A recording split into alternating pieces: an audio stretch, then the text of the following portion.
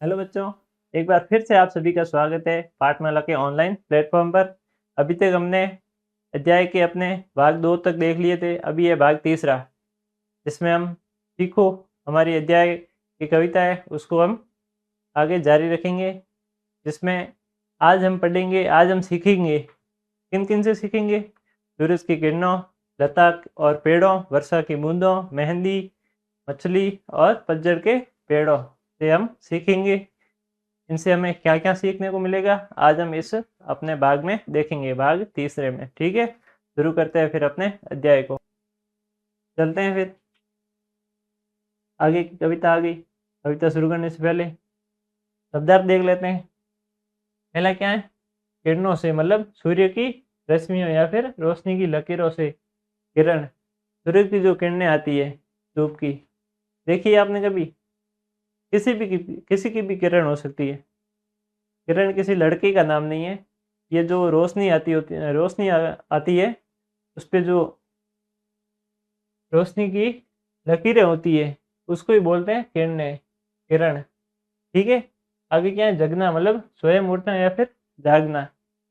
आप नींद से जगते हो उसको ही बोलते हैं जगना, और किसी को नहीं बोलते। ठीक है, नींद से उठते हो तो उसको बोलते हैं जगना। आगे क्या? लता मतलब बेल, जो पेड़ों से लिपट कर बढ़ती है।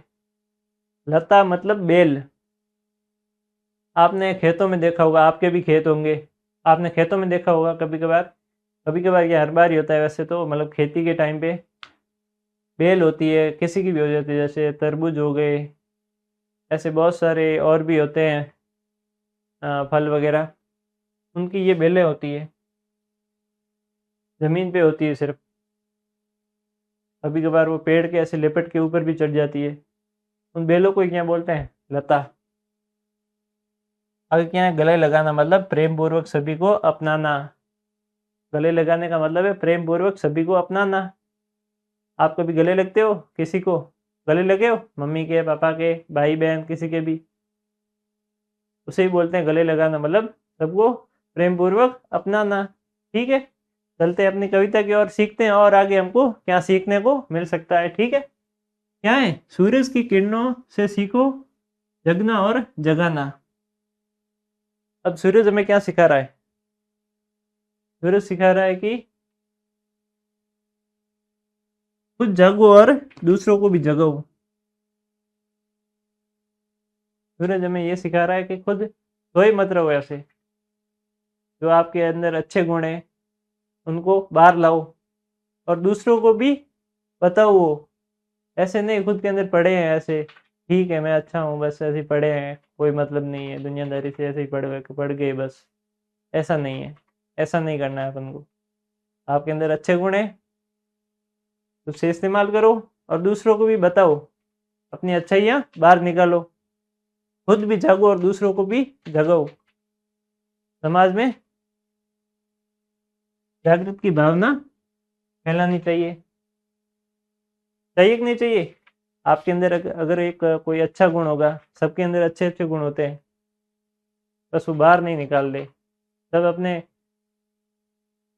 सबके अंदर अपनी अपनी अलग अलग प्रतिष्ठा होती है कि नहीं होती है? सबके अलग अलग गुण होते हैं, लेकिन हर कोई वो ऐसे बाहर नहीं निकाल सकता। निकाल सकता है, लेकिन ऐसा होता नहीं है आज के टाइम में, बहुत कम होने लगा है। उसी प्रकार सूरज की किरणें हमको क्या सिखाती है? खुद भी जागो और दूसरों को भी जगाओ। अपने अच्छे गुणों को बाहर लाओ और दूसरों को भी बताओ। खुद भी पहले जागो और दूसरों को भी जगाओ। ठीक है, आगे क्या है? आगे लता और पेड़ों से सीखो सबको गले लगाना। लता और पेड़, लता मतलब बेल, और पेड़ों से क्या सीखना है? सबको गले लगाना। जो बेल होती है ऐसे जमीन पे ही उगती है वैसे तो, फिर वो धीरे धीरे ऐसे पेड़ को पकड़ के ऊपर चढ़ जाती है। वो बेल मैं बताता हूँ आपको, ये इस फोटो में ये ऐसी बेल होती है, ऐसे ये ऊपर चढ़ी हुई दिख रही है आप सबको। ये हो गई यहाँ पे, ये पेड़ पे ऐसे सट जाती है जैसे क्या लगता है पेड़ और ये लता ऐसे गले लगे हुए बेल, ऐसे लगता है।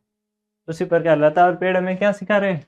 सबको गले लगाना, मतलब सबको प्यार से गले लगाना, सबको प्यार करना, सबको स्नेह प्रेम सबको देना। किसी के साथ भी ऐसे नहीं करना कि ये बुरा है, ये ऐसा है, इससे हम नहीं बोलेंगे, इससे बात नहीं करेंगे, ये ऐसा ही है। ऐसा नहीं करना है। आपको अच्छे से रहना है सबके साथ, सबको सबके साथ मिलजुल के रहना है, सबके साथ प्यार से रहना है, प्रेम की भावना से रहना है, सबके साथ प्रेम की भावना व्यक्त करनी है। ऐसे किसी पे गुस्सा वगैरह आप करते हो मालूम है, लेकिन ऐसे करना नहीं चाहिए, अच्छी बात नहीं होती। ठीक है, सबको प्यार से, सबके साथ प्यार से रहना चाहिए।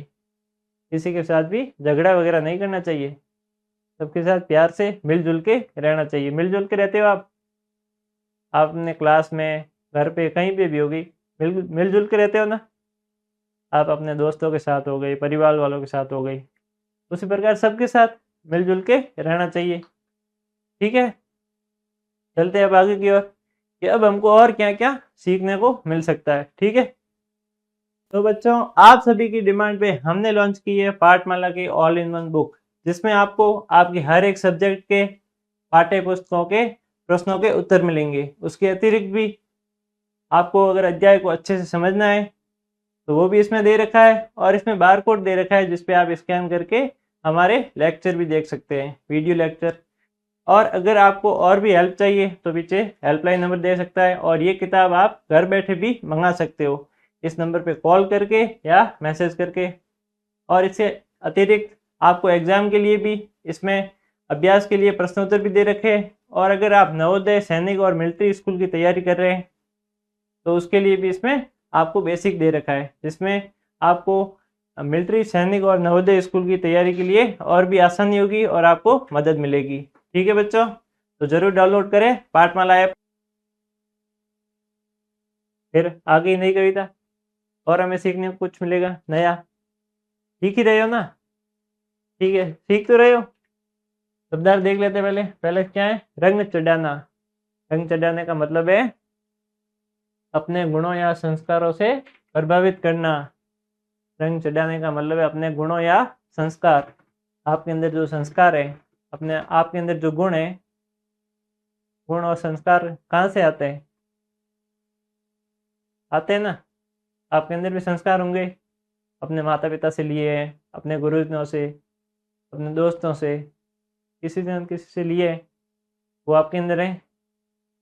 संस्कारों से प्रभावित करना, उनसे जो प्रभावित करना है उसी को बोलते हैं रंग चढ़ाना। मेहंदी, मेहंदी आपने लगाई है? ज़्यादातर लड़कियां लगाती है अपने हाथों में, पैरों में लगाती है। और लड़के तो वैसे नॉर्मली तो ऐसे नहीं लगाते दिन को, अभी भी शादी के टाइम में लगाते हैं मेहंदी। वही है, एक प्रकार का प्राकृतिक रंग हाथों पे लगाया जाता है। लड़कियां, ज़्यादातर लड़कियां लगाती है, लड़के कम लगाते हैं। प्रेम, प्रेम मतलब प्यार या फिर स्नेह। आप किसी को प्रेम करते हो, किसी को भी हो गया, जैसे माँ को, माँ पापा, भाई बहन, दादा दादी, नाना नानी, किसी को भी हो गया, प्रेम करते हो, स्नेह करते हो, उनसे प्यार करते हो, वही होता है प्रेम।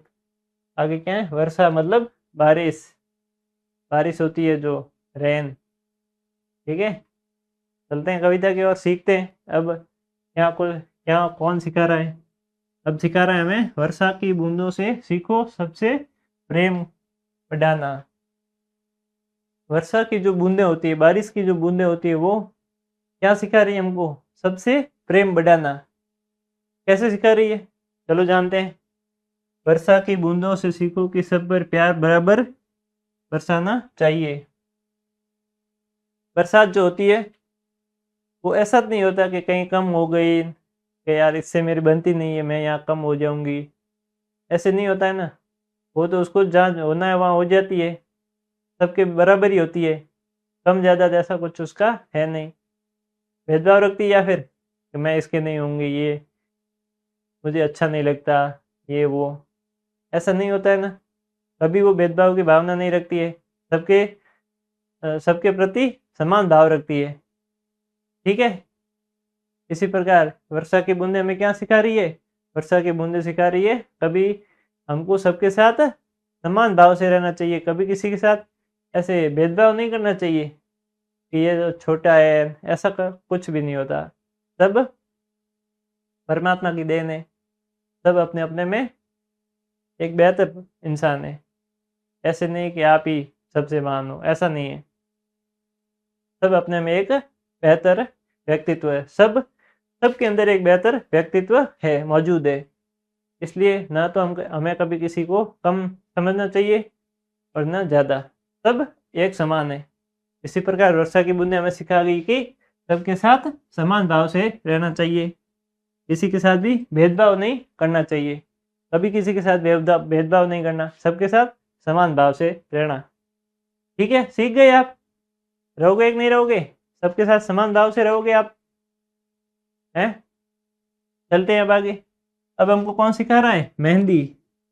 मेहंदी जो आप हाथों में लगाते हो, ठीक है, मेहंदी से सीखो सब ही पर अपना रंग चढ़ाना। मेहंदी से हमें क्या सीखना है? मेहंदी से सीखना है कि अपने अच्छे गुणों पर, क्या लिखा हुआ है? मेहंदी से सीखना है कि अपने अच्छे गुण सब पर धीरे धीरे चढ़ाने चाहिए। ठीक है, मेहंदी हमें सिखा रही है कि अपने अच्छे गुण, आपके अंदर जो अच्छाइयाँ हैं, अच्छे गुण है ना आपके अंदर, संस्कार है आपके अंदर अच्छे, है कि नहीं है? आपके माता पिता ने, आपके गुरुजनों ने दिए हैं, वो सब पर चढ़ाने चाहिए। ऐसे नहीं कि आपको माता पिता ने अच्छे संस्कार दिए हैं तो अब हम वो छुपा के रखेंगे, ऐसा नहीं होता है। सबके साथ बांटने चाहिए। भाई आपके अंदर जो अच्छाई होगी वो और कहीं जाएगी और किसी को आप बांटोगे, तभी तो दुनिया में, संसार में ज़्यादा अच्छाई फैलेगी, ज़्यादा अच्छा वातावरण होगा। होगा कि नहीं होगा? तभी आपकी तरह अच्छे हो जाएंगे, फिर और चाहिए क्या? ठीक है, मेहंदी से हमने क्या सीखा? अपना जो अच्छे संस्कार है आपके अंदर, वो सबको बांटने चाहिए, सबको सिखाने चाहिए। अच्छे ही सिर्फ है, ऐसे नहीं आप बुरे कि भाई मैंने तो आज वो कर दिया, इसको पीट दिया, इसको मार दिया, ऐसे नहीं, बुरे नहीं। ये पीटना मारना ये सब गलत बातें हैं, कभी किसी को पीटना मारना नहीं चाहिए। ठीक है, ये बातें ध्यान रखना। ठीक है, ध्यान रखते हो कि नहीं रखते हो आप? रखते हो? उसी प्रकार हमें अच्छा बन के रहना चाहिए सबके साथ, कोई भी हो, चाहे कोई भी हो, चाहे वो। ठीक है, चलते हैं अब अगली कविता की ओर, अगली पंक्ति की ओर। तो बच्चों, आप सभी की डिमांड पे हमने लॉन्च की है पाठमाला की ऑल इन वन बुक, जिसमें आपको आपके हर एक सब्जेक्ट के पाठ्य पुस्तकों के प्रश्नों के उत्तर मिलेंगे। उसके अतिरिक्त भी आपको अगर अध्याय को अच्छे से समझना है तो वो भी इसमें दे रखा है, और इसमें बार कोड दे रखा है जिसपे आप स्कैन करके हमारे लेक्चर भी देख सकते हैं, वीडियो लेक्चर। और अगर आपको और भी हेल्प चाहिए तो पीछे हेल्पलाइन नंबर दे सकता है, और ये किताब आप घर बैठे भी मंगा सकते हो इस नंबर पे कॉल करके या मैसेज करके। और इससे अतिरिक्त आपको एग्ज़ाम के लिए भी इसमें अभ्यास के लिए प्रश्नोत्तर भी दे रखे हैं। और अगर आप नवोदय, सैनिक और मिलिट्री स्कूल की तैयारी कर रहे हैं तो उसके लिए भी इसमें आपको बेसिक दे रखा है, जिसमें आपको मिलिट्री, सैनिक और नवोदय स्कूल की तैयारी के लिए और भी आसानी होगी और आपको मदद मिलेगी। ठीक है बच्चों, तो ज़रूर डाउनलोड करें पाठमाला ऐप। अगली पंक्ति भी आ गई, इसके शब्दार्थ देख लेते हैं। पहला क्या है? स्वदेश। स्वदेश मतलब अपना देश। स्वदेश का मतलब क्या है? अपना देश। जो अपना देश है भाई भारत, उसे हम स्वदेश बोलेंगे ना। स्व मतलब अपना, स्वयं का। देश मतलब देश, भारत। भारत हो गया, देश के बारे में आप समझते ही हो। आगे क्या है? तड़प कर मतलब पीड़ा सहते हुए या चटपटा कर। तड़पते हुए का मतलब है पीड़ा सहते हुए, तड़प तड़प कर। ऐसे आपने कभी मूवीज में वगैरह नहीं देखा, फिल्मों में, कि तड़पा तड़पा के मार डाला पीड़ा सहते सहते। ऐसे पीड़ा सहते सहते होता है ना, कोई पीड़ा सहता है बहुत ज़्यादा, उसे ही बोलते हैं तड़प कर। ठीक है, आगे क्या है? पतझड़। पतझड़ वह ऋतु जब पेड़ों के पत्ते झड़ते हैं, मतलब शरद ऋतु। एक ऋतु आती है शरद, शरद ऋतु, वर्षा ऋतु, ग्रीष्म ऋतु, ठीक है। उसी तरह ये कौन सी है, शरद ऋतु।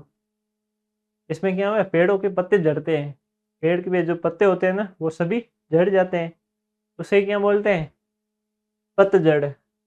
पतझड़ उसे ही बोलते हैं।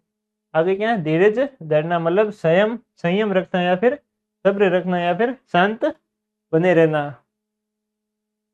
यहाँ दिया हुआ है धीरज धरना मतलब संयम रखना, सब्र रखना या फिर शांत बने रहना। मतलब इसमें हमें कुछ क्या शांत बने रहने को सिखाया जाएगा। सीखेंगे, किससे सीखेंगे, चलो आगे बढ़ते हैं, जानते हैं क्या सीखने को मिलता है। इसमें हमें सीखने को मिला है कि मछली से सीखो स्वदेश के लिए तड़प कर मरना। मछली हमें क्या सिखा रही है, स्वदेश के लिए मतलब अपने ही देश के लिए तड़प कर मरना। अगर आप मछली को समुद्र से या फिर पानी से निकाल दोगे तो वो तड़प तड़प के मर जाएगी, क्योंकि वो पानी के बिना तो रह ही नहीं पाएगी। उसी प्रकार हमें भी अपने वतन को, अपने देश को छोड़ के नहीं जाना चाहिए। अपने स्वदेश के प्रति जो भावना होती है वो बरकरार रखनी चाहिए। ऐसे नहीं कि अपने देश को छोड़ के चले गए, क्या देश था, ऐसे वैसे गालियाँ निकाल के दो, ऐसे नहीं करना है।